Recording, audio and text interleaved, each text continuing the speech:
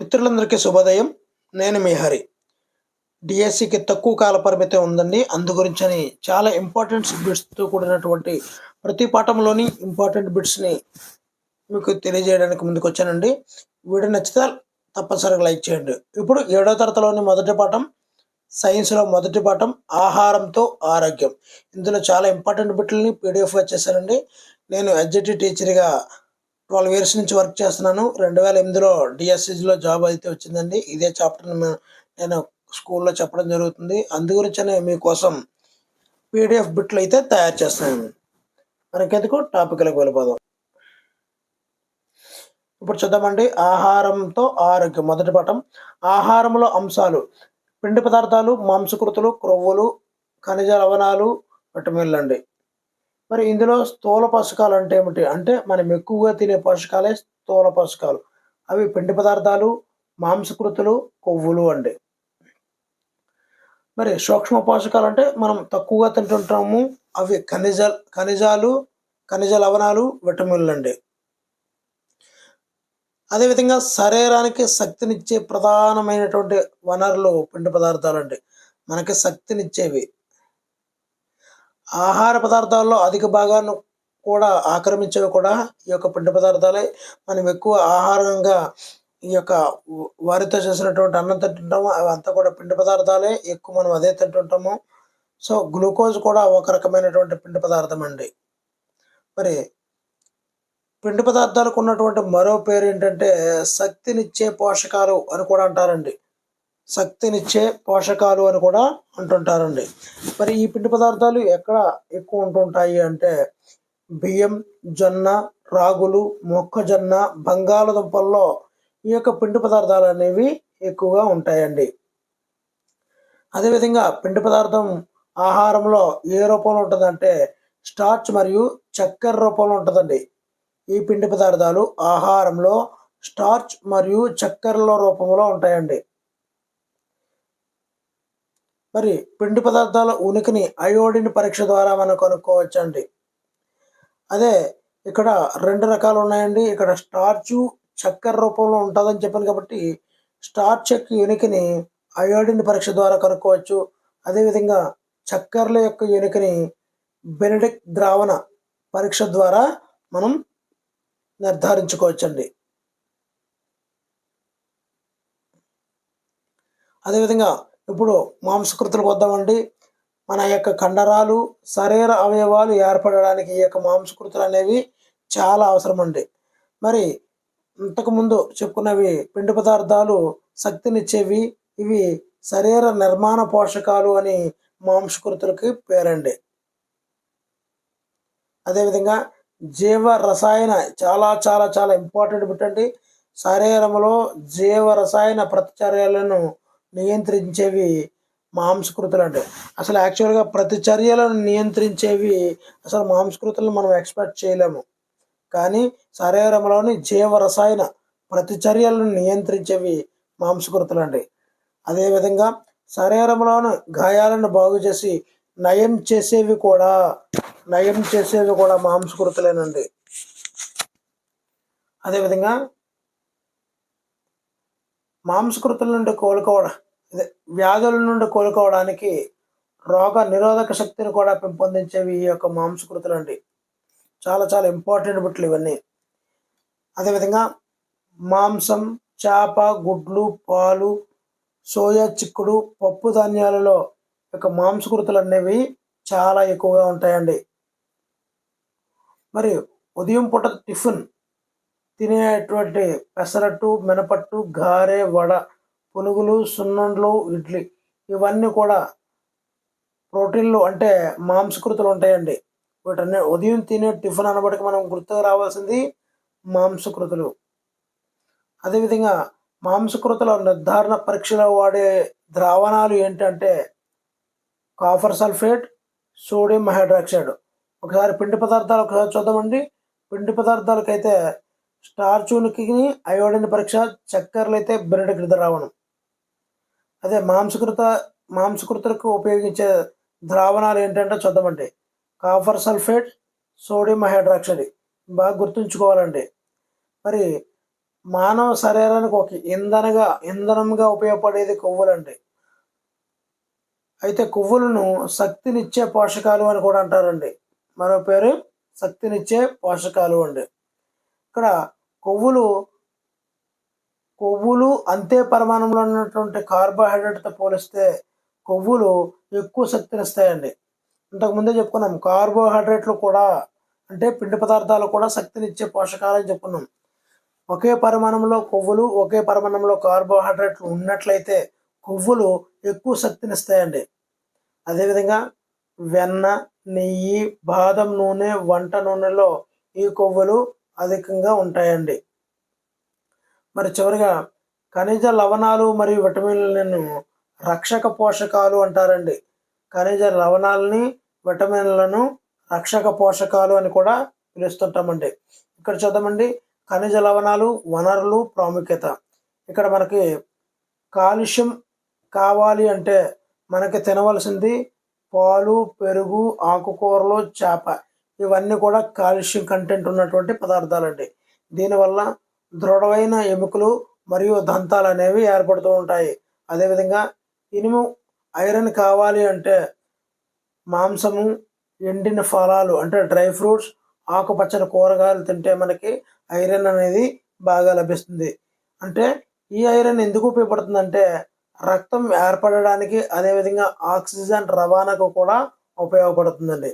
అదేవిధంగా భాస్వరం అంటే ఫాస్ఫరస్ మనకి తక్కువగా ఉన్నట్లయితే పాలు, పెరుగు, ధాన్యాలు, గింజలు, మాంసం ఇవన్నీ కూడా వీటిలో ఎక్కువ భాస్వరం అంటే ఫాస్ఫరస్ అనేది దొరుకుతుందండి. మరి ఈ భాస్వరం బాగా ఉండడం వల్ల బలమైనటువంటి ఎముకలు, దంతాలు తయారు కావడానికి ఈ యొక్క భాస్వరం అంటే ఫాస్ఫరస్ అనేది బాగా యూజ్ అవుతుందండి. అదేవిధంగా ఇప్పుడు అయోడిన్ చూసినట్లయితే మరి సముద్ర ఆహారము, అయోడిన్ నిప్పుల్లో అయోడిన్ ఉంటుందండి. మరి అయోడిన్ లోపం వల్ల గాయిటర్ అనే వ్యాధి వస్తుందండి.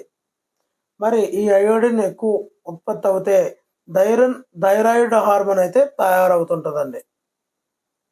అదేవిధంగా సోడియం ఎక్కువగా ఉప్పులో ఉంటుందండి. మరి శరీరానికి ఎంతైతే నీరు కావాలో ఆ వాటినంతటిని కూడా పట్టి ఉంచేదే ఈ సోడియం అండి. అందుకే కాస్తంత ఉప్పు మంచిదేనండి. ఇక్కడ చూద్దాము WIFS చాలా చాలా ఇంపార్టెంట్ అండి. ఇప్పుడు ప్రస్తుత కాలంలో ఈ యొక్క ఫోలిక్ యాసిడ్ ట్యాబ్లెట్లు అయితే ఎక్కువ ఇస్తున్నారు కాబట్టి దీని మీద వచ్చే బిట్ అయితే ఖచ్చితంగా వస్తుందండి. WIFS అంటే weekly iron folic acid supplement. Weekly iron folic acid supplement ఇది 2012లో అయితే ప్రారంభించారండి. 1వ తరగతి నుంచి 12వ తరగతి వరకు చదువుతున్న పిల్లలకు ఈ యొక్క ఐరన్ మాత్రలు ఏ రంగుల్లో ఉంటాయని కూడా అడుగుతుంటాడండి. ఏ తరగతి నుంచి ఏ సంవత్సరంలో స్టార్ట్ చేశారు, ఇవన్నీ కూడా చాలా చాలా ఇంపార్టెంట్ బిట్లు అండి. ఇక్కడ పింక్ మరియు నీలం రంగు మాత్రలు ఐరన్ మాత్రలు అనేవి పిల్లలకి ఇస్తారండి. అది 1 నుంచి 12 తరగతుల మధ్య చదువుతున్న పిల్లలకి ఇస్తారు. ఇది weekly iron folic acid supplement అనే కార్యక్రమం ద్వారా 2012లో ప్రారంభపడిందండి. ఇక విటమిన్లకు వచ్చేసినట్లయితే విటమిన్లు అనేవి 2 రకాలండి. ఒకటోది కొవ్వులో కరిగే విటమిన్లను ADEK అంటారండి. అదేవిధంగా నీటిలో కరిగే విటమిన్లు BC అంటారండి. ఇదంతా నేను తయారు చేసినటువంటి స్పెషల్ ఈ యొక్క PDF అండి. అందు గురించనే చాలా ఇంపార్టెంట్ బిట్లే మీకు కనిపిస్తూ ఉంటాయి. వ్యాధి నిరోధక శక్తి పెంచడంలో విటమిన్ C అనేది చాలా బాగా యూజ్ అవుతుంది ఫ్రెండ్స్. మరి ఇక్కడ ఏ విటమిన్ దేనికి ఉపయోగపడతాయి, ఏ ఆహారంలో దొరుకుతాయి, అది లేకపోయినప్పుడు ఆ విటమిన్ లేనప్పుడు ఏ వ్యాధి కలుగుతుంది అనేది ఇప్పుడు చూద్దామండి. విటమిన్ ఏ వల్ల ఏం చేస్తుందంటే కళ్ళు, రోమాలు, చర్మం యొక్క ఆరోగ్యానికి విటమిన్ ఏ అనేది బాగా ఉపయోగపడుతుందండి.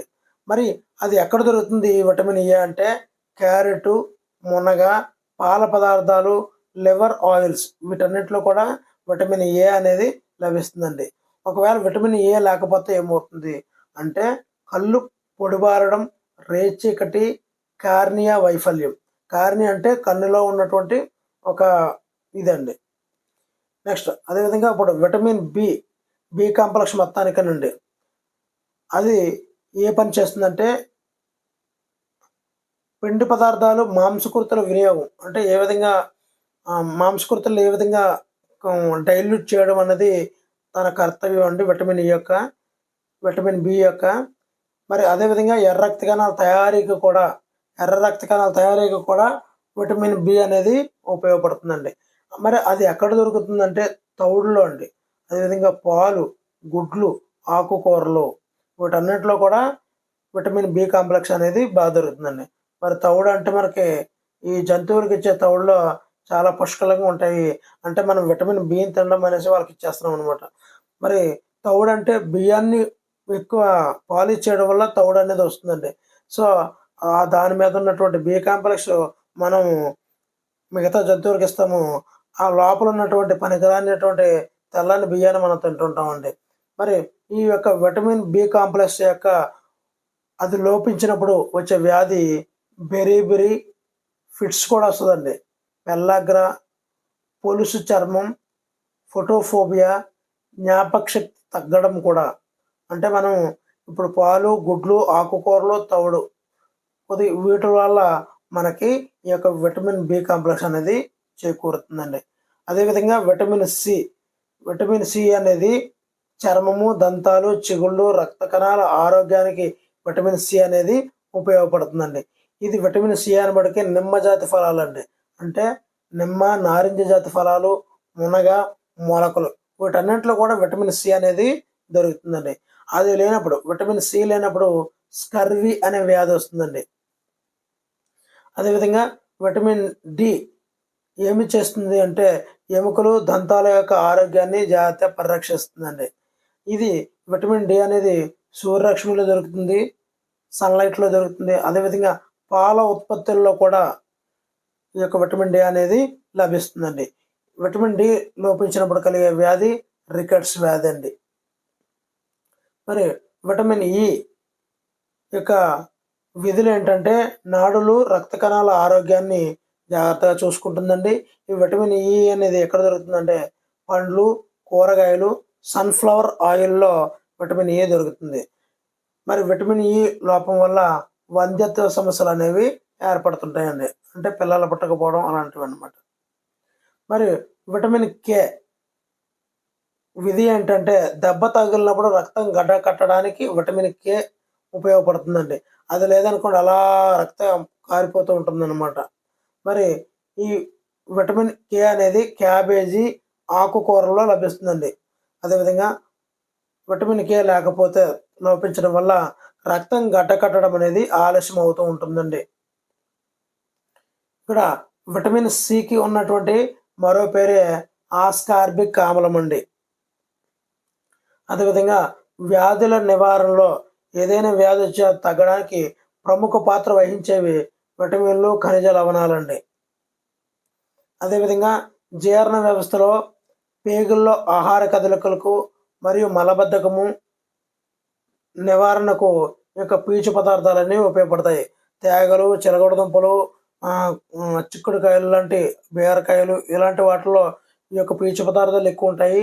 పీచు పదార్థాల వల్ల లోపలలో ఉన్నటువంటి ఈ యొక్క పీచుని, ఈ యొక్క చెడుదాన్ని ఈ పీచు పదార్థాలు తీసుకెళ్ళిపోయి మలబద్ధకం నివారణకి సహాయపడతాయండి. ఈ యొక్క చిలగడదుంప, బత్తాయి వంటి ఆహార పదార్థాల్లో పీచు పదార్థాలు ఎక్కువ ఉంటాయండి. మరి శరీర ఉష్ణోగ్రతను క్రమపరిచేది ఈ నీరండి. మరి ఆయుర్వేదంలో వివరించినటువంటి ఈ విబంధను పోలి ఉండే వ్యాధే మలబద్ధకం అండి. ఇది చాలా డిఫరెంట్ క్వశ్చన్ అండి, యూనిక్ క్వశ్చన్ కాబట్టి గుర్తుంచుకోండి. విబంధన పోలి ఉండే వ్యాధి సడన్గా అడిగితే కన్ఫ్యూజన్ అయిపోతాం. మనకు తెలిసిన బిట్టైనా ఎక్కడో ఆలోచిస్తుంటాం. కాబట్టి ఒకసారి రివిజన్ ఎక్కువసార్లు చేసుకున్నట్లయితే అది ఎక్కువ కాలం మీకు మంచి మార్కులు రావడానికి ఎక్కువ ఉపయోగపడుతుందండి. తగినంత పీచు పదార్థము బాడీలో అండి, తగినంత పీచు పదార్థము నీరు తీసుకోకపోవడం వల్ల లేదంటే కొన్ని మందుల దుష్ప్రభావం వల్ల ఈ మలబద్ధకం అనేది వస్తుందండి. అంటే మనం ఎక్కువ పీచు పదార్థాలు తీసుకోవాలి, అంటే మరీ ఎక్కువ అంటే తగినంత తీసుకోవాలండి. అదేవిధంగా నీరు తీసుకోకపోయినా కూడా ఈ మలబద్ధకం అనేది వస్తుందండి. మరి నిన్ను యొక్క పూర్తి పేరు అంటే నేషనల్ ఇన్స్టిట్యూట్ ఆఫ్ న్యూట్రిషన్ అండి. ఇది 1918లో స్థాపించారు. హైదరాబాద్లో ఉందండి నిన్న. పిల్లలకు మాంసకృతులు ఎక్కువ కాలం లభించలేకపోతే క్వాషియార్కర్ అనే వ్యాధి వస్తుందండి. అదే మాంసకృతులతో పాటు పిండి పదార్థాలు కూడా లభించకపోతే ఎక్కువ కాలం మెరాస్మస్ అనే వ్యాధి, అంటే ఇది తీవ్రమైనటువంటి భయంకరమైనటువంటి వ్యాధి అండి. మరి కలుషిత ఆహార పదార్థాల నియంత్రణకి ఎఫ్ఎస్ఎస్ఏఐ అనే సంస్థను ఏర్పాటు చేయడం జరిగిందండి. అందులో మంచి ఆరోగ్యాన్ని పొందడానికి 7Cలు తోడ్పడతాయండి. 7Cలు అంటే ఏంటో చూద్దామండి. Check, clean, cover, cross, contamination, avoided, cook, cool or chill, consume. ఇవన్నీ కూడా 7C అనేది ఈ యొక్క ఎఫ్ఎస్ఎస్ఏఐ అనే సంస్థ ఈ యొక్క 7Cని రూపొందించిందండి. మరి అదే అండి, మొదటి పాఠంలో బిట్లు రెండో పాఠంలో కలుద్దామండి. మరి వీడియో నచ్చితే తప్పనిసరిగా లైక్ చేయండి. ఈ బిట్లన్నీ కూడా మీకోసం తయారు చేయబడ్డదండి. Thank you for watching. మీ హరి.